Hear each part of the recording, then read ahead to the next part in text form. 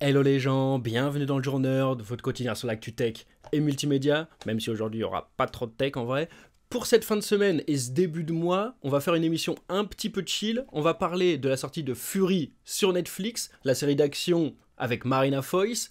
Quelques mots aussi sur la campagne de pub très nippone de McDonald's. Et on fêtera aussi la bonne nouvelle du retour de Sylvain et Pierre de la chaîne Villebrequin. Allez, qu'elle soit bonne ou mauvaise, c'est parti pour l'info.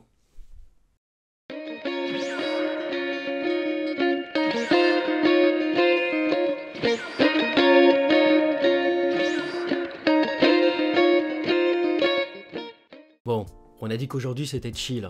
Et quoi de plus chill que Netflix. Du coup, on va parler d'une série Netflix que j'attendais énormément depuis son tout premier teaser. D'ailleurs, on avait parlé des sorties Netflix de l'année dans cette vidéo. Bah là, on va un peu s'attarder sur la série Fury, qui est disponible dès aujourd'hui sur Netflix. Marina Foïs dans le rôle de la Fury, épaulée par la jeune Lina El Arabi, une sorte de John Wick féminin à la française en fait. Je vous ferai peut-être une critique un de ces jours. Là, j'ai vu que le premier épisode et ça me semble quand même prometteur. Rien de bien original en soi, mais c'est un épisode qui est plutôt bien rythmé, avec une bonne réalisation, des bonnes chorégraphies de combat. Bon, on n'est pas sur du film hongkongais, mais ça fonctionne quand même bien. Et même si c'est pas ultra original, voir une Marina Foïs et sa padawan là, jouer au John Wick contre les mafieux en plein Paris, ça fait tout de même plaisir. J'espère que le reste de la série sera réussi. Ça fait plaisir de voir Netflix investir dans ce genre de film en France, donc ça permet de booster un petit peu notre vue aussi à l'international, parce que Netflix est visible partout.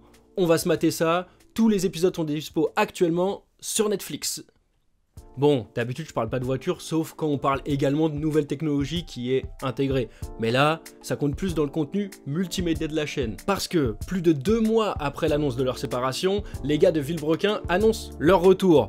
Pas sur YouTube, mais dans Top Gear. Les anciens de la chaîne YouTube spécialisée dans l'automobile, qui se sont séparés malgré leurs 2,5 millions d'abonnés, vont se retrouver pour une dernière danse dans Top Gear France. Top Gear à la base c'est une émission anglaise qui existe depuis 2002 et qui teste des voitures en long, en travers, en large, en sauté, en tournée, comme vous voulez. Et ça a été vraiment une grande inspiration pour la chaîne YouTube Villebrequin. Donc là la boucle est bouclée. C'est un projet qui était dans les tuyaux depuis longtemps, bien avant l'annonce de leur séparation.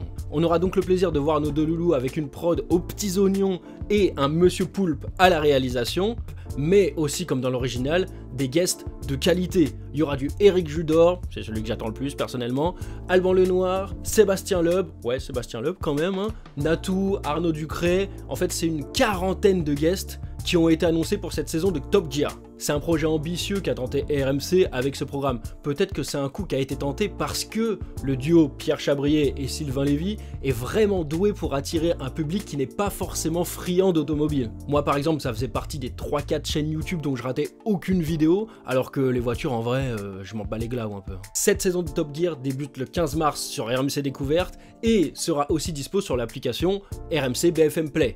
Et un peu plus tard sur Prime Video. Prime Video qui aura bientôt des pubs, hein, c'est expliqué dans cette vidéo-là. En tout cas, quel bonheur de retrouver Pierre et Sylvain pour une nouvelle aventure, et en plus réalisé par Monsieur Poulpe, j'adore Monsieur Poulpe aussi. Hâte de voir ça.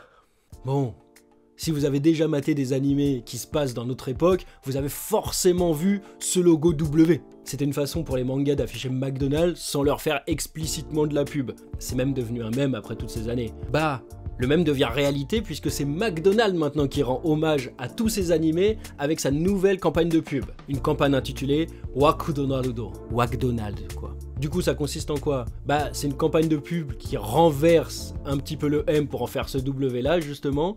Ça propose une nouvelle sauce, la sauce Wakdonald du coup, et du packaging un petit peu revisité. La campagne elle est en collaboration avec le studio Pierrot, donc en gros c'est eux qui ont fait les animés de Naruto et de Bleach quoi. Le studio il participe donc à un mini animé en quelques épisodes, le tout premier épisode est dispo sur YouTube, plein de personnages, un monde dédié, une intrigue pas très recherchée mais c'est pas grave, c'est une pub, et c'est plutôt des petits clips plus que des épisodes, mais bon, on apprécie le geste quand même.